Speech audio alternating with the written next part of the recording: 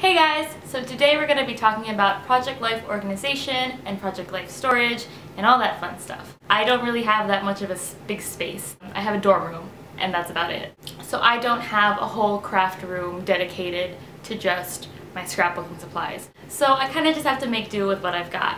I'm just going to give you a quick breakdown of my space. I have a really big desk that is like the school dorm room desk, and I have a Raskog cart.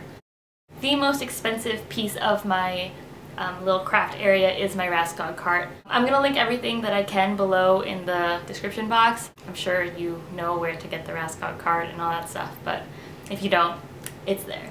Majority of my other storage supplies are from Target.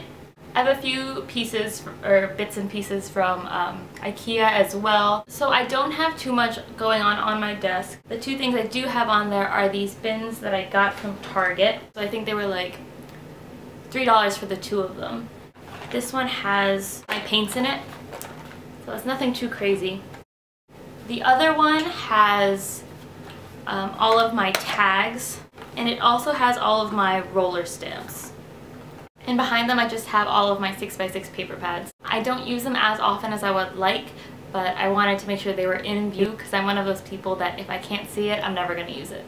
And then I also have my 6x8 album. It has some stamp storage. I had my stamps stored away, but I never used them, so I started putting them in little page protectors so that I could flip through them and see which ones I wanted to use. And it works out a lot better that way. The next thing I'm going to talk about is my Raskog cart. It is literally the most useful piece of furniture that I have. There are 3 different levels to it. The top one has most of my stuff. I use an Antonius organizer divider thing, which is also from IKEA, for all of my cards. On the leftmost section I have all of my 3x4 cards. They're organized by manufacturer and kit. It's easy for me to flip through and see what I have left from each kit, because I try to always work backwards when I'm looking for cards, just because I want to start getting rid of the other ones that I haven't used yet. The middle has 2 different sections, and these fit 4x6 cards perfectly. So the back section, I have all of my 4x6 cards. They're organized the same way except for my Studio Calico cards. Because there aren't as many 3x4 cards in each kit, I tend to just put all of the Studio Calico together in one little divider. Behind all of those, I have all of my alphas, or like my smaller alphas. And in the box in front of it, I have all of my newest kit embellishments and the alpha and like the stamp from that month. And then I have a little dish where I have all of my loose embellishments. The last 2 dividers, I have tools and adhesive and things like that. And then I have my stamp pads, which also fit very nicely in the Antonius inserts. The Antonius insert fits very well in the Raskog, but it also gives you a lot of room behind it, which is where I keep the majority of my other embellishments. And then I have all of my enamel dots on a binder ring. I cut the sides so that it's easier for me to grab them instead of having to reopen all the packaging and go through that headache. What do I have here? I don't even know. Miscellaneous things like cork, envelopes, labels, and then I have all of these chipboard and then puffy stickers and just like 3D sticker type things over there. And then behind that I have all of my 12x12 papers, and then behind all of those I have my Becky Higgins inserts. They also double as like a stand so that nothing flops over. The middle cart of my Raskog has mostly embellishments, and these are all organized pretty nicely, I think.